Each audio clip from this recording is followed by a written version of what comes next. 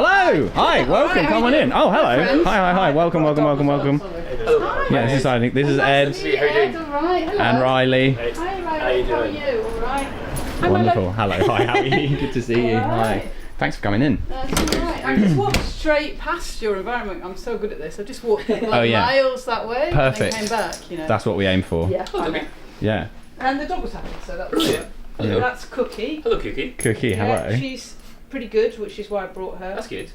Well, no, I've actually brought her because I've got no one to look after her. These guys need to see a good dog. Exactly. It's like irresponsible dog mummy. Hello. Hi. Hello, thank you for tuning into Glue Factory. Miranda Sawyer's here. I am. Hooray! Hello. That's fun. That was the most low energy you've ever done. That's Charlie Palmer. Oh, you did a Charlie Palmer. Yeah. Hello. Right. An impression of That's someone. an impression of someone you have no idea. Nobody knows who they are. Hi, Charlie. Thanks for watching. Yes, this is a great episode. Check out Miranda online. Why Is there not? anywhere in particular? Why not? I don't know. What should they? We can listen to talk. Oh yeah, of 90s course, to your me. You can podcast. do that. Yes, they can Listen do to Talk that. 90s to me. I'm going to be on it tomorrow. Yeah, that's true. Yeah. That timeline might not make any sense for you because I don't know when these two episodes will come out relative to each other, but I will be on it at some point. Yeah, talking Seinfeld. Exactly, yes, about Seinfeld. And if you're watching this on YouTube or if you're listening to it on Spotify, Apple, any of those places, you can like it, you can comment, you can leave us a review. All of those things help very much with the ongoing promotion of the podcast, which is what enables us to make it. Also, Ed Campbell was here. He was. No, he left just before the end. He left. But he's about to suddenly appear in that seat. It's going to be like a hard cut, and then you're going to be like, oh, Ed Campbell. He's there. Check him out also. And we have a Patreon. It's £5 a month. You get twice as much of this podcast. There's going to be a bunch of bonus content from this episode where Miranda tells a salacious story about Katie Price and phone hacking and other stuff like that. So check that out on the Patreon. Thank you for watching. Enjoy the end. The problem with this podcast is we don't have any structure. So sometimes when you're doing admin right before the podcast, there's no easy way to transition. I was thinking about about something. Okay. I don't remember what it was. Oh, okay. Super. It's the anti-podcast. Pinterest. Is this not my role? Because I'm the old person. Should I not be sitting here going, Okay. I can't remember the past? I was thinking about something, and it was gonna be a complaint about something. Okay. Okay. All right. It's the sandwich place. The sandwich place. You wanna the complain sandwich about place Forno? is gone. Yeah. No. Forno got better. Forno got better. I Okay. used to think that Forno sandwiches, especially their ciabattas, were massively overpriced for what they That were. was very Trumpy, especially the ciabattas. No, because the ciabattas are quite small, and they'd have bresaola, Yeah. which is great, but you don't get much bresaola. And then they would have like a pecorino cheese, which again is good, but you don't get much of it because the ciabatta is quite small, but it still costs £8.50. Yeah. I had a real bone to pick with that. But the focaccias are really big. I don't feel like I've been swindled when I get a focaccia this size for £8.50 and it's full of mortadella. I feel good about that. Sure. Like if I bought the constituent ingredients from a grocery store, I feel like it wouldn't have actually cost that much more. No. Yeah. I feel good about it because it also has like the mozzarella, it has the mortadella, it has nice focaccia. Great, perfect. They used to have the ciabattas, bad value. So I used to go to a sandwich place next door that was run by a nice older Italian man, Yeah. and they vanished. They just one day they were there, and then they were like he had a curly mustache, and he'd be like, "Hey, welcome to a Maya sandwich." And So he actually did have a curly mustache. I genuinely had a curly mustache. He This looked like is also the pizza man. violence to me because I used to go there all the time. Oh, the curly moustache place. And I would chat to the guy. He used to call me the boss.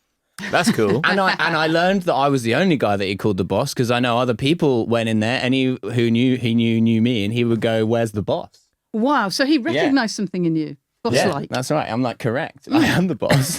He was like, "That guy's Springsteen. That guy's got a Springsteen energy." That's right. He's anointed you. One time, my girlfriend went in there to get a coffee or something, and he was like, "Where's the boss?" And she was like, "Oh, he's working." He goes, "The boss is always working. That's why he's the boss."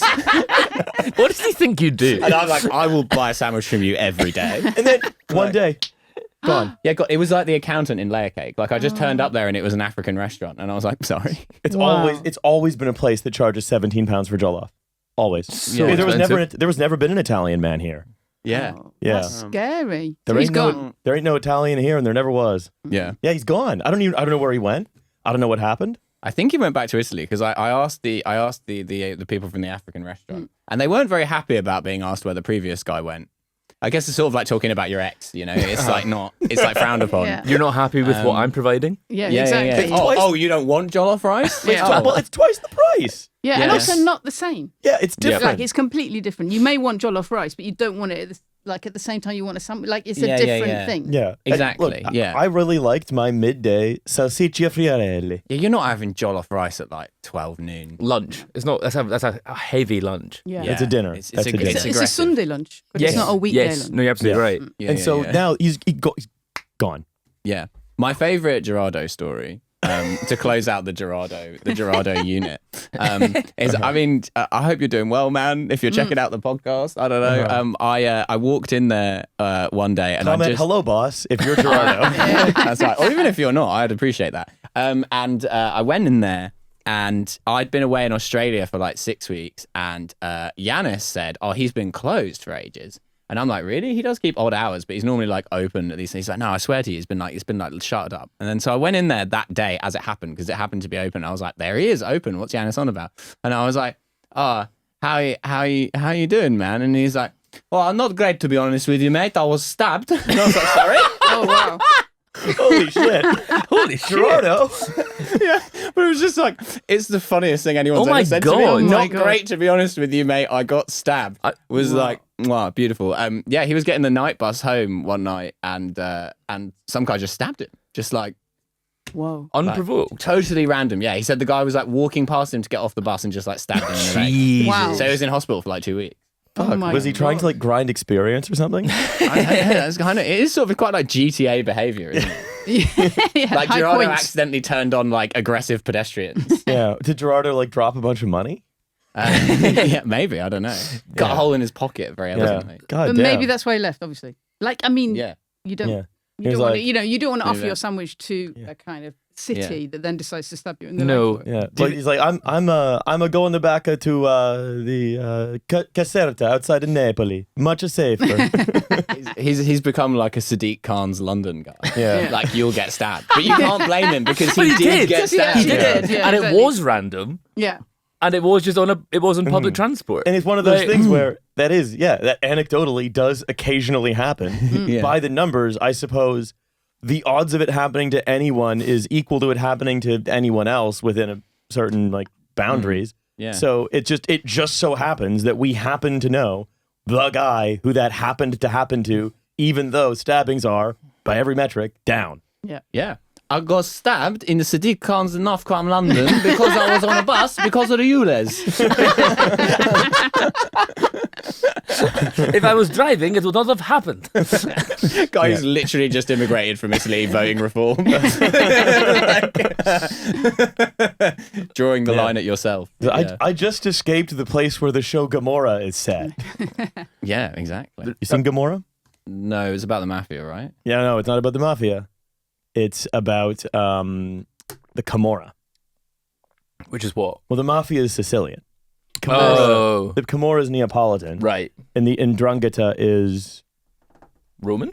no. Tuscan. Ndrangheta, no, there isn't really. Julia? The Tuscan mafia. think so, yeah. Oh, beautiful salads. I just don't know enough about Italy, sadly. The Tuscan mafia is just like what you call the school is gate. is from Calabria. Okay, Oh. Yeah, they're spicier. Okay. Yeah. They're a In bit what way? spicier. Just well, generally? Calabrian sausages have a bit of Yeah. chili in them. Okay, that's it. As opposed to the Tuscan mafia, which are sort of like languid and sort of full of like, garlic and warming spices rather than chili. Yeah, that's very know. true. They love cayenne Or pepper, the Tuscan mafia. The Piedmontese organized crime family, which is like soft with Barolo. I just love regional Italian foods. I mean, You as work our do the way around. mafia. Yeah, I mean, famously, that's like a big thing. It's a big thing with them. Well, with the mafia, again, with the Cosa Nostra, they really like specifically regional Italian food, specifically from Sicily, obviously. You know. It always just seems to be spaghetti and meatballs, though, right? No? Well, In the films, the it's always American spaghetti mafia, yeah. and meatballs. That's yeah, it. yeah. Because American Italian food it's kind of like British Chinese food or something, Yeah, where it's sort of exactly. like we've invented like a cartoon version of Italian food. You know the sort of strange round trip Italian American food has taken, right? Talk Which to is it. that a huge amount of what we consider to be Italian food is largely an invention of the 1950s. And Italian food in Italy is an invention largely of the 1950s they were like Marshall Plan subsidies. That's why there was such an emphasis on like dried pasta, tinned tomatoes, things that were non-perishable. Whereas Italian food from before then didn't focus on these non-perishable goods. It was actually quite a bit more like vegetarian, just because everyone was quite poor. Yeah. And they'd be getting stuff from the gardens or whatever. Yeah. And it's just like how, again, because of another strange quirk of like 1950s developmentalism, Turkey is huge in Morocco. Oh, that's so Well, because they love Erdogan. That's Turkey now. Come on. No, sorry. Turkey That's is... such dumb shit. I love that. They're like, you have to say the name of our country weird. Like they're doing identity politics for a nation state. Why is it called Turkey now? I missed that. Oh, Because that's how they Turkey's pronounce it. anglicized. Yeah. but so is everything. Yeah, Like- we don't call it Deutschland. No, or Or France. La France. Well, It's so Depends. funny. There's like a level of like abstract your country has to be before it gets to have like identity politics. I think it's like the Czech Republic tried to do it with Czechia. Czechia. Yeah. I'm not playing ball with that. No, No. or the Netherlands and Holland. Yeah. Although They don't care though. They must care. Do you think? If you're not from Holland and people are talking about Holland, if you're from the rest of the Netherlands, I reckon that would be annoying. Surely. People from Holland love it. yeah. But it's not like calling England Yorkshire. but it's like calling Britain England, which is what everybody Yes, does. true. Do you know what I mean? True. So like if you travel, like my husband's Irish, if I travel with him, like people just go English, like obviously meaning they kind of mean British, and but they also include Irish, which is obviously not great. It's controversial. Yeah, I'll say slightly that. controversial, just say in our household. Do you know what I mean? And like, it's like, but you do get people going English, and they'll just go no, and then they just go through everywhere. They'll go like Australian, American, and then of course when they say Irish, they just go hooray! Yeah. They just go hooray. And if I say I'm English, there's no hooray. Never a hooray. Yeah. I have two friends. We're too bland. I have two Yeah. friends who, And colonial. by every metric, are English, or the main metric, born and grew up in England. That is really important. But they kind of identify as British rather than English. Yeah. Because they have like sort of like English cringe. And I kind of say to them, I was like, I think you are English for the same reason I think two people whose parents are from Nigeria is English. So if I give you a special like dispensation because you think you're like, because of cringe, essentially, because of you reject the sort of English nationalism. But that's the whole thing of Britpop. Literally, Britpop was that. So, Yeah. like, if you obviously, if you were like Scottish or Welsh or Irish, Britpop's, it's just a shit name anyway. But like, you don't want to be called British. Why would you want to be called British? You absolutely don't want to be called British. Where are the stereophonics? Exactly. Where are the super furry animals? Yeah, they don't like it. I mean, literally nobody Blue. likes it. The only people who liked it were people who were English who had what you just said, like English cringe. They were just like, oh, I don't want to be English. It's really embarrassing. Can't I be kind of part of, like, can I join up with you cool countries and we'll just be Brit? And then Britpop. Yeah. No. All right, I found out Veneto and Piedmont and Drangheta still. There are very few. Thank God. You know what? That's a real weight off my shoulders. Well, I realized I didn't know. I didn't know what the main organized crime broad The listeners are umbrella on the most organization. tenter of hooks for that. Yeah. I one. would have been. There's one guy who's been listening kind of like, I'm never trying to enjoy my favourite podcast, but that's really He niggling. doesn't understand the calabrese mafia. Who is the mafia in Südtirol? Exactly. Oh, wow. Yeah, that would be an interesting... the Südtirol- Austrian mafia. Südtirol, I think, is where they send a lot of the pentito because it's so far away from like the rest of the country. Anything fun? They just go there. Südtirol's fun. Oh, is That's it? where they invented the Hugo Spritz. Oh, okay, that's The all right. Hugo Spritzing Spritz. just generally. Yeah, so it's Südtirol is like the German-speaking part of Italy. Yeah. But Italy loves a spritz. And so like you have your various like Aperol spritz. Cynar spritz is my favorite. But the Hugo spritz is made Saint Germain elderflower liqueur topped up with prosecco. It's with a little bit of muddled mint in it. It's very good. Okay. And it comes from German Italy because they're German, so they couldn't have like a sort of herbal liqueur spritz. They wouldn't like that. But they are Italian, so they must have a spritz. God. Can you imagine how right-wing a German-speaking Italian is? Südtirol is a bit unusual because Südtirol is it's a bit like sort of Catalonia or Scotland, where they're like, no, we don't want to be part of Italy. We don't see ourselves as part of Italy. So there's a lot of like Tyrolean secessionism where they're like, we want to be part of Austria. But we know that a lot of Imagine wanting to be part of Yes. Austria. like Yeah. we know that a great deal of sort of incipient fascists gave their lives, grenading terrified Austro-Hungarians in these mountains, so that we could have the right to be Italian Germans, and the world would get to know what an Italian German was like. But we quite would like to just go back to Austria, if that's all right with you. Wow. Yeah. World Won't War I someone created think a of lot of those strange poor boundaries. Austro-Hungarians? Yeah. Well, no one is. Yeah. No one thinks about them. Yeah. Because they don't exist anymore. I think about them. Yeah. I think about them all the time. It's terrible to be an Austro-Hungarian. There's no Austro-Hungary for you to go to anymore. No. No. No, you don't. Yeah. Um, Pretty bad. yeah. The weirdest kid at school coming wearing the pointy helmet. Coming in saying, I actually am an Austro-Hungarian. Yeah, that is good. And this is my day. Yeah. I was learning about the Austro-Hungarians in World War One recently. I listened to a good. podcast about it, and it's just Sorry, that's and I just was like- something that like a 12-year-old would have said. Yeah, Like, yeah. how was your day at school? Well, precisely the opposite of that, because you don't learn about the Austro-Hungarians in World War One at school at all. No. They're not- other than Franz Ferdinand, they do not get a mention. Mm-hmm. And the reason for it is they did absolutely fucking nothing. Really? They they They were tried. they They were such a tried to contingent invade part. Serbia and failed 3 times. They were beaten by the Serbians, of whom there were 9.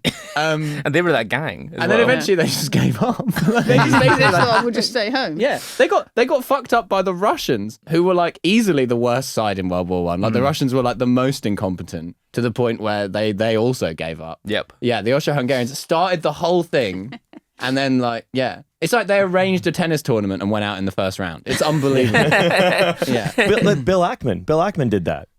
What, he started World War One? Famous hedge fund investor Bill Ackman fancied himself Famous hedge fund investor. Okay, so he was assassinated by a guy called Gavrilo Princip And he was the heir to the Austro-Hungarian in a Empire. sandwich shop on Wall Street. Hello from me and the Glue Factory horse. He's got no body because it's all been made into delicious glue.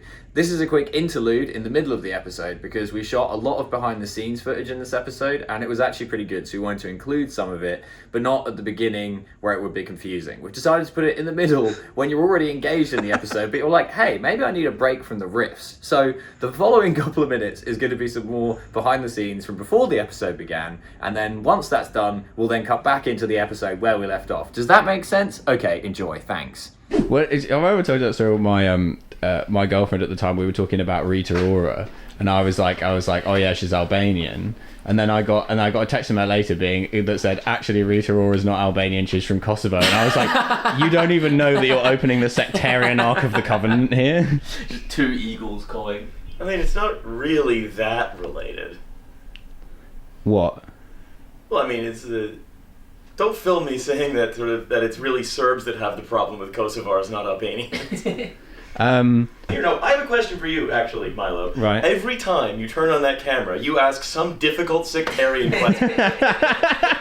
Because it gets views. I don't want to get views like this. Yeah. We're gonna do India or Pakistan, go. Synergy. I'm not even joking, Ed. We genuinely did that last week. No, we're stopping there. Someone asked me what the difference was, and I was just genuinely explaining. I wasn't taking a side. I was just And being. I was saying no. And Riley was like, "We can't put this out," and I was like, "Why? I'm just explaining what the theological differences are.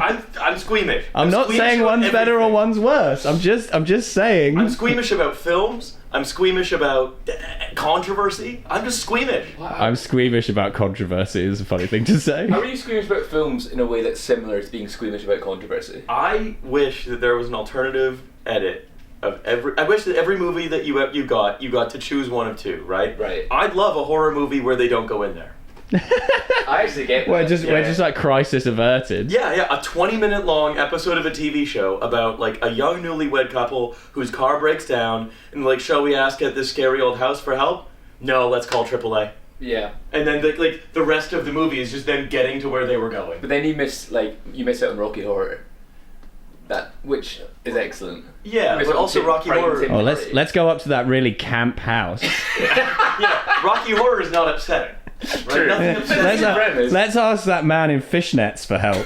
I'm sure that he won't do us any Look, harm. Rocky Horror is not upsetting. How about this? 1001 Arabian Nights where there's no peril because Scheherazade doesn't end up in the harem. She just does something else. I just don't know anything about 1001 Arabian Nights. Well, now you know 2 things. Wait, it sounds like it was the first ever filibuster. Tar. I'd love a version of the movie Tar where at no point has she ever sexually harassed anyone who works for her. She's just a great conductor. It's just a movie about a great conductor at the top of their field doing something really cool. Just the power of art. Yeah. And the only peril is she going to be able to conduct the big symphony performance? And then it transpires that she does. Yeah. Basically. I'm such a conducting truther. I'm like, you're just waving a stick around, bro. There's no way it can mean that much. Like they're just like they're reading music and they're all like professional musicians. Like they're not gonna fuck it up. No. And how much obedience? Like surely they have enough presence of mind. If the conductor starts fucking it up, they know they shouldn't be. You should be. Well, we've rehearsed this in this timing. Yeah. But he's having a stroke now, so we have to speed up. Yeah, that would be a bad time to have a stroke in the middle of conducting an When orchestra. would be a good time to have a stroke? Any time's a bad time to have a stroke. I don't know if you just happen to be in hospital. Yeah. If you happen to be in hospital, already checked in for something else, and the #1 stroke specialist in the country happens to be walking by at the time with spare time. Yes. I like the idea of like the #1 stroke specialist in the country might walk past you having a stroke, but he's like, "Sorry, I'm in a real rush." Busy. Yeah, the Hippocratic Oath, yada yada. But you know, he could have another stroke patient he's attending to, and so you would be. well, so you're having less of a stroke. Yeah. It's a judgment call for him. It's actually an impossible situation. I hate to put him in that position. Really one for the medical ethics boards.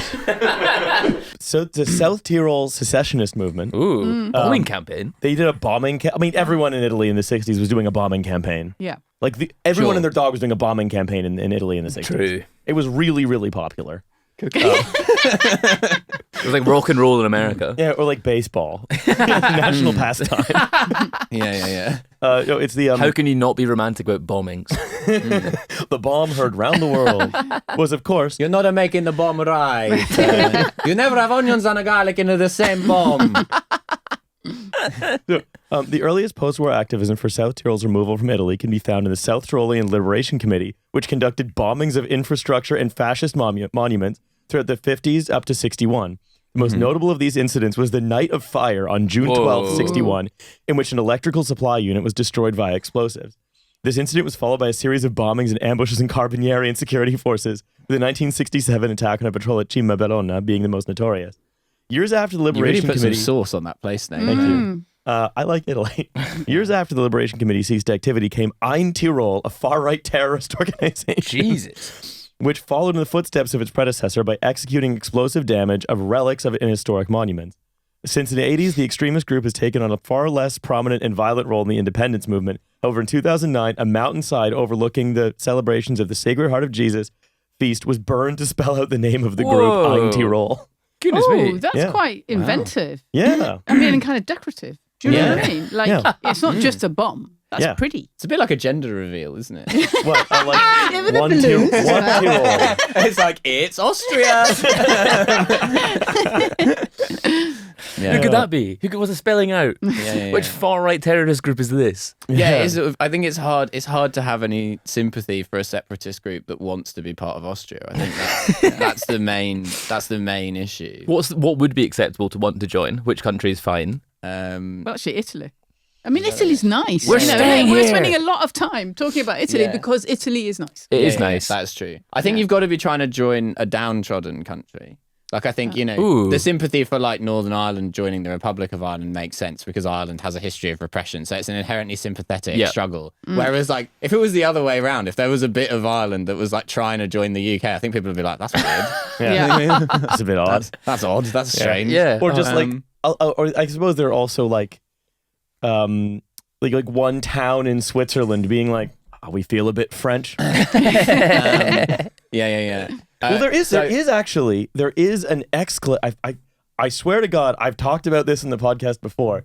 There is an exclave of Italy in Switzerland that's mainly used for gambling. Yeah, Really? and there's a bit on of Lake Como. Spain in France. It's the same. Yeah.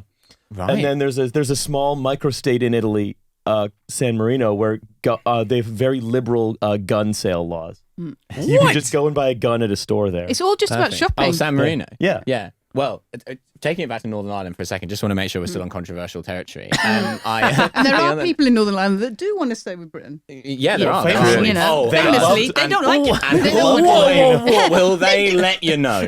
They have celebrations about that. Yeah, they do. It's the Shankill Road is the only place I've ever been with threatening bunting. Oh yeah. Yeah. Oh boy, I didn't know bunting could be that worrying, but yeah, they've managed it. They love a display board. They love like what I would call like a sort of year 4 art board display of like why Tony Blair should be executed, but like not for the reasons that anyone else thinks that. Iraq was fine. It's the other thing. Yeah. Oh, they have a lot of posters about how Iraq and Afghanistan were fine.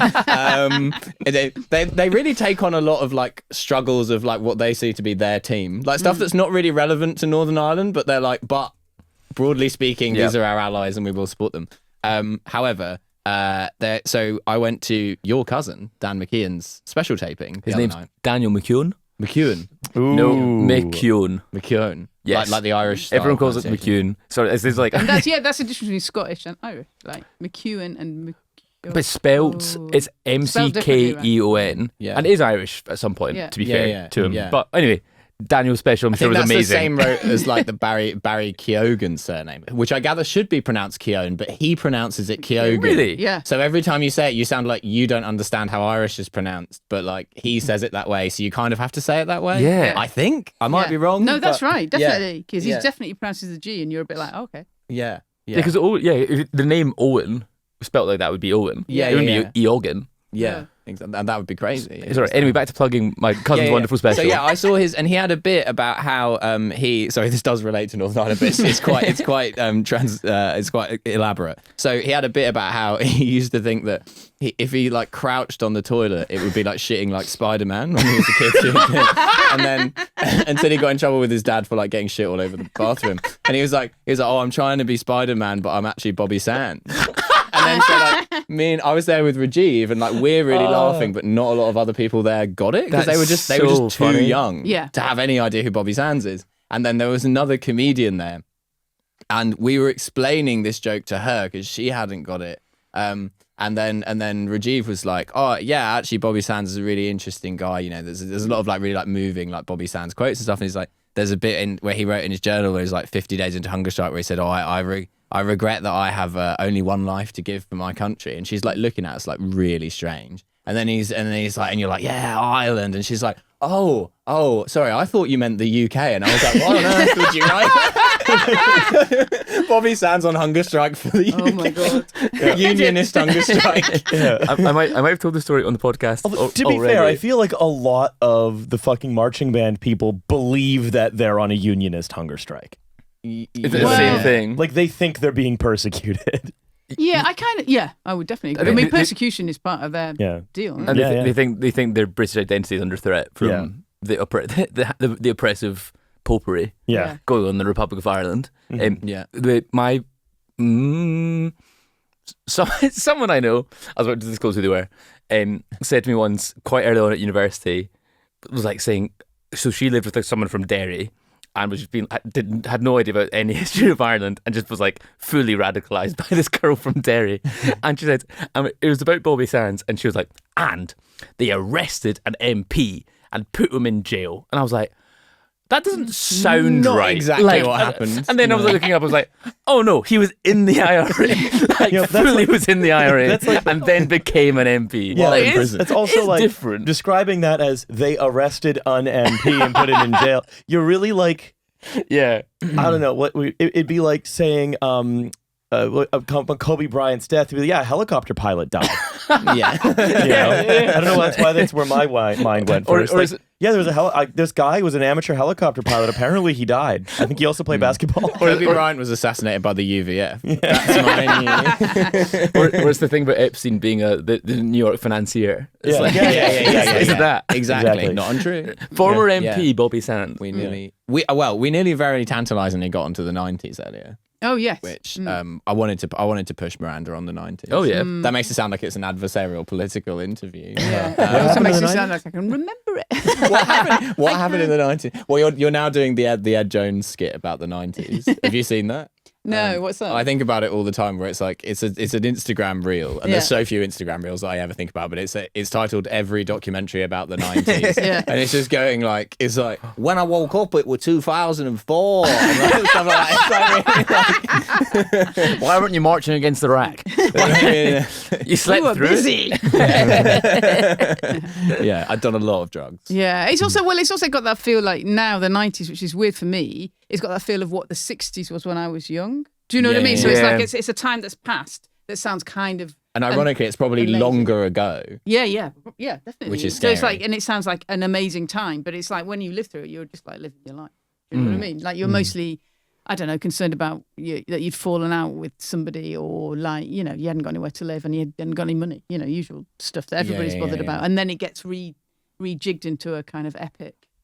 And then you look back on it and you're like, hang on a minute, our house was 60 grand. Yeah, there is that, but nobody even had that money. Nobody had that money for Yeah, that. yeah. But the Yeah, rent that's was true. very cheap. That's the main thing. yeah. That's a different thing I think about it. Like it was, when you look at, I've been in those documentaries. Some of those documentaries ago, that like the 90s was absolutely amazing. We can't remember it.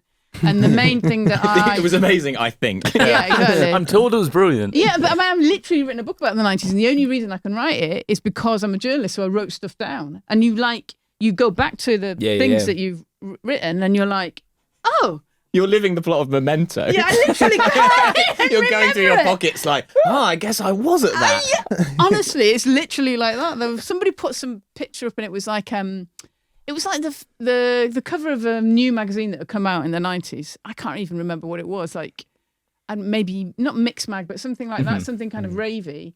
And they were like, "This is the first one," and then they showed the contents page, and I'd written for it. I genuinely thought I'd never written for it, and I'd literally gone out to a festival, covered the whole festival, stayed up, written the whole thing. Not a clue.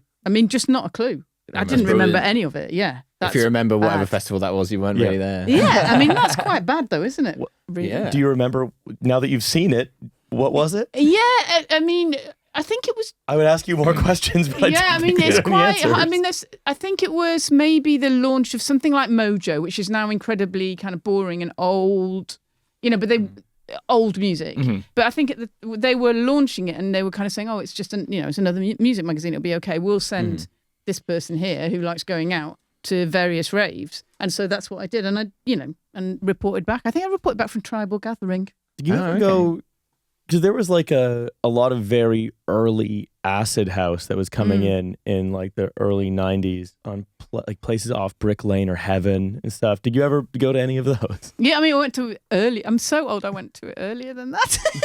So like I'm from Manchester, right? And acid house arrived like kind of late 80s, and where I lived, I left Manchester in 85, right? But I kept going back because I was bored and Manchester was fun. And they had a big club, the Haçienda, right? Yeah. Which was a massive club. But That's funny because they never mention it. yeah, I know. But the really weird thing about the Haçienda was nobody went. Oh, I mean, right. people went, but it was freezing cold. We were That's so why mad for it, we didn't even go. That was how didn't mental go. it was. Like they kept it open, like Monday, Tuesday, Wednesday, Thursday, Friday. It was empty. You would turn it. The reason why Manx wear coats like this is because it was fucking freezing. They were like sitting there with their parkas up. There was nothing. I mean, there was stuff going on, but it was empty, Right. and it got filled by acid house. So that's why people remember it, because suddenly people are like, "Oh, it's really fun." Yeah. Like now we've got this, and like down south, that didn't really happen because the clubs were really small. So everyone went and stood in a field and did Right, it. yeah, Do you know what I yeah. mean? They didn't have the literally industrial warehouses where you could just go. They've created one now, but it's probably my least favorite London clubs list is a very long list. Yeah. I have Yeah, like how do you feel about Tiger in Piccadilly? I'm not Where is counting that in the that. Simmons? I'm not. That's not in. I mean, like places that I might go. Yeah. Tiger. One- Yeah, sure. Stringfellows. Stringfellows. Riley's got a loyalty card. Oh God, massive night at Stringfellows. Stringfellows was big in the 90s. Can you imagine? Like loads of people ironically went to Stringfellows. Oh, ironically, I'm sure. Ironically. See, once Got an ironic boner. I must have been about 7 or 6, and we were away on holiday, maybe in Mallorca. And I was like, Dad was like, right, boys' trip. We'll go down for breakfast at the Marina, say. So we were having like a fry up, obviously, like a British fry up in a Spanish place. And I think my dad just like forgotten who he was with. And he was like, I think that's Peter Stringfellow. And I was like, Who? Likely place for him to He's a character. be. He's a strip club entrepreneur, boy. Do you know nothing? Can I shake your What hand? do they teach you at school? Self-made man.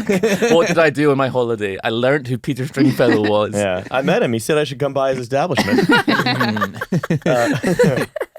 So which is the club that you want to go to? So I really only like one club in London, Okay. which is Fold. Okay. I don't even know Fold. Where's Fold? It opened in 2018. Okay. It's in Canning Town, which is great because Canning Town is And that's why full. you don't know it. Yeah, exactly. Well, because Canning Town, because the thing is, I remember when I first moved here in the 2010s, I really liked going to a lot of the storefront size clubs in Kingsland Road, like Yeah. Nest and Dance Tunnel and stuff. Big fan of that. And then those just kept getting relentlessly closed down. The Cause opened in Tottenham. It opened and then was just closed again by like people making complaints, essentially. Corsica Studios, I did enjoy, but it's closing now permanently because of people making resident noise complaints. It's just the list goes on and on and on and on. I remember I moved here before Plastic People closed, and I got to enjoy like I don't Plastic know. People was good. Yeah, it was amazing.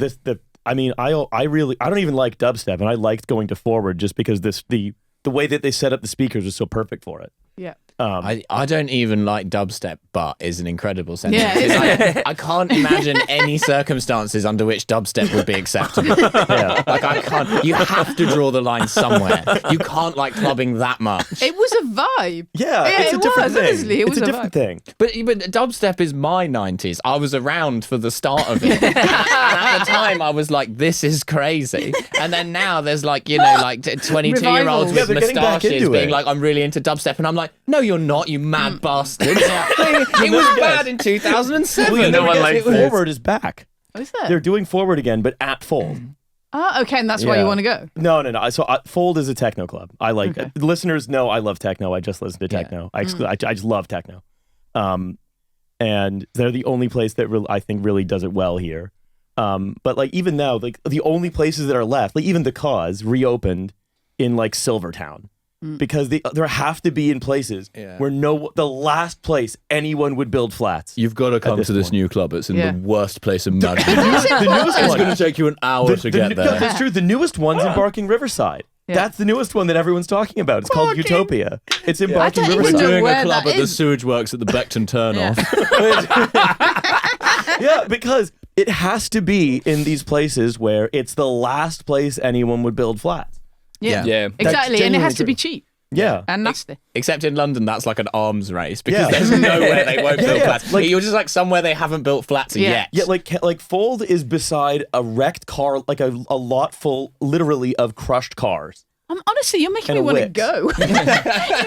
This is exactly what a club should be. I'm going on the. We'll get you on Yeah, the pod oh my when you've God. been, and you won't remember any of it. I'll tell you, I'm going on the 29th. They're doing a night that's 11 p.m. to 11 a.m. See, that's my That's a problem. morning. Yeah, they're doing a night in the morning. Yeah. Anyway, it should be It's good. actually like the older you get, the more like Fold is actually friendly to your schedule. It's Yeah. like, oh, Yeah, it's the yeah. afternoon. This is great. their I main- can be in bed by 10. Their main night is noon to midnight. Their main party is noon to midnight on That's Sundays. mad, isn't it? Yeah. Yeah, that is. But it's that. It's a Wix. It's that, and then there's a, You could a get car so lot. much done, couldn't you? Like on your Sunday, yeah. you could do all your shopping I've been at out the clubbing Wix. and I've come back with like stuff to redo the bathroom. Exactly. And you're going to be up And anyway. You've got lots of energy. Yeah. Sometimes they'll have 24-hour parties, and you can like go and come back when they do that. And the only place to get food nearby is like a Docklands like Holiday Inn, where you can go and get their breakfast buffet, with that really bright light, as well. which is really funny. Yeah, God. And and who's, but who's in staying the at that area- Holiday Inn as The well? area, it's right by Star Lane. The area is kind of dangerous. So like they have a big sign when you leave that's just like, do not interact with the balloon sellers. They will steal your phone. I love this that like they know that their clientele is so like gullible professionals in their 30s that they're like, No. you have never interacted with And these also type of the- people No, before. Milo, I'm afraid you're wrong. It's art students. Oh, okay. But well, also, they will it's one just- day be. Yes. It's also that fact that it says balloon sellers, because like when I was clubbing, balloons were not around. Do you know what I mean? So like balloon sellers to me sounds like Sounds romantic. kind of cute. Like, do it like it's Do you want somebody. a dog? Yeah, exactly. It's like a I'm gonna kid's twist thing. it into a Do you know knife what and I then mean? say, That's "Give me so your phone." nice. The balloon knife. Well, once I saw a guy selling balloons outside Finsbury Park station where it was like one of the gigs in Finsbury Park that only people who are 12 go to. Right. And so they're selling balloons because they can't afford any real drugs. And I walked past this guy selling balloons, but the balloons said happy 60th on them. Oh, that's amazing. Nan's birthday was lit. So funny. Also, it's so funny to do that outside Finsbury Park Station, one of the most heavily policed areas in North London. Yeah, well, because, I mean, is it illegal? It is now. It is now. Is it? Yeah. Okay. It might not have been then. This was probably like 2 years ago. I once saw in Bishop's Park in Fulham, it was a really nice sunny afternoon, two guys who must have been in their late 30s, sitting ripping balloons for like an hour. Like, I don't know what it is. music. It's for an hour. It was so long. anything to do with balloons, any area, any person, Yeah. any place, any amount is so funny to But me. they were just like- It's never Yeah. not funny. Yeah. Just, but there was like, but like me and my friend were saying, like, it was Sunday afternoon in the summer. No, we were sitting with a coffee maybe or whatever, but they were just like covered, littered, balloons all around. Those guys them. were awake. Yeah.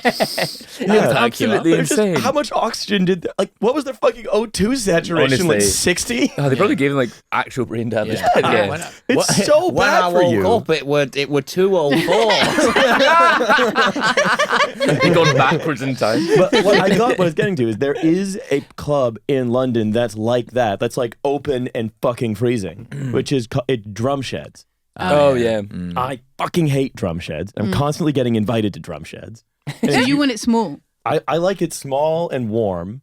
low ceilings, Although sweaty. I like high ceilings, but enclosed. yeah. Yeah. I like enclosed. Well, drum sheds is very comforting to people in their 30s because it used to be an IKEA. Yeah. But the thing is, I'm going to a birthday. Like my friend's birthday is gonna be. Everyone comes to my house for like lunch and prees, and then goes to drum sheds. And I really like. Do the they friend. sing happy birthday for you at drum sheds if you tell them it's your birthday? They stopped the music. I really- Lights yeah, on. I don't know if you. I don't know if you remember that sometimes there would be D&B nights at Fabric where they would do that. The MC would do that kind of thing. That's fun. Yeah. Yeah, that's nice. That's Yeah. quite sweet. Playing the Stevie Wonder happy birthday. I would have done that before I really knew how to discern between nights. And before I learned that Fabric was a bad club. So this is me in 2011, basically. Yeah, I love the way that you're very worried that someone might perceive you as not being cool enough in your club choice. That you're defending a club choice you made 14 years ago. I need to be clear, it was 14 years ago. But also Fabric used to be a cool club. I went to Fabric on New Year's Eve, 99 into 2000. See, that would have been the time to go. That was it was good. That Like would have been the anything, time to cool go. things eventually become uncool. That's Yeah. the nature Yeah. of life. It Something that we're But the doing problem right is, now will Fabric be is uncool. never going to be able to roll back round to cool status because the security's way, way, way too stressful now. Yeah. Oh yeah. It's Yeah. like, it's just, You don't like stressful. I hate stress. I Well, hate it especially so for clubs, like that's Yeah, just yeah, horrible. Yeah, You it's don't want awful. It's like they're constantly muscling through the crowd. Yeah. Terrible. that. Yeah. I'll go on record as saying I don't care for bouncers. I don't. I think they're cops without the training. Yeah. That's, you know, I really. It's very rare that I meet a bouncer and be like, "What a reasonable man." Especially I have to men one as bouncer well. like that. There's one bouncer I know who's like that.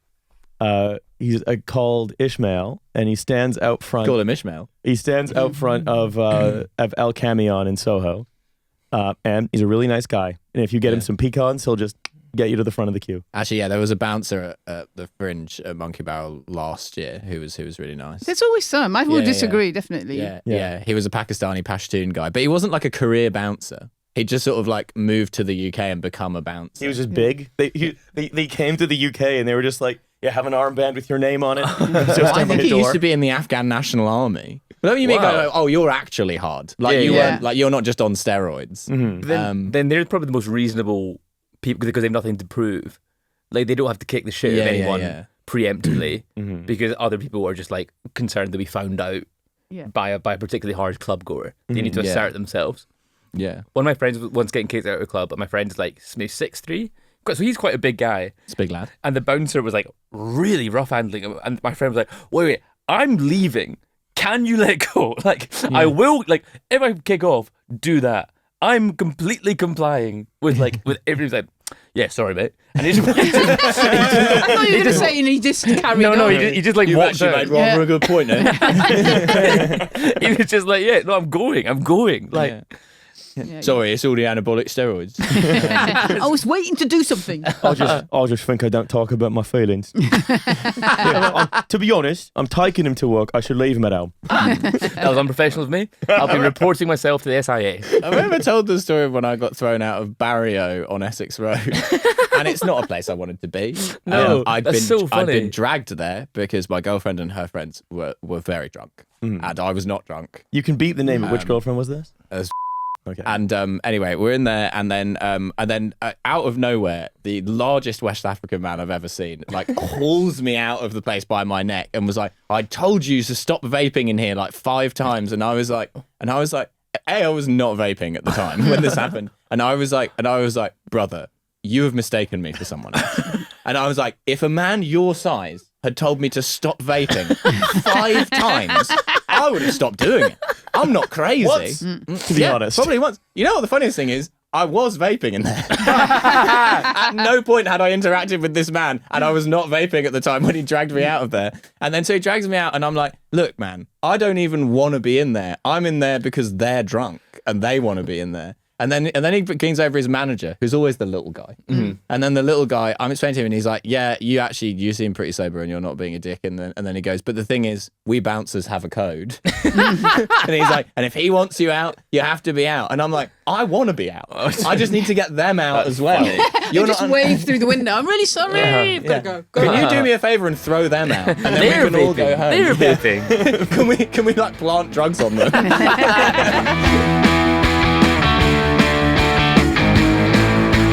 Blue Factory!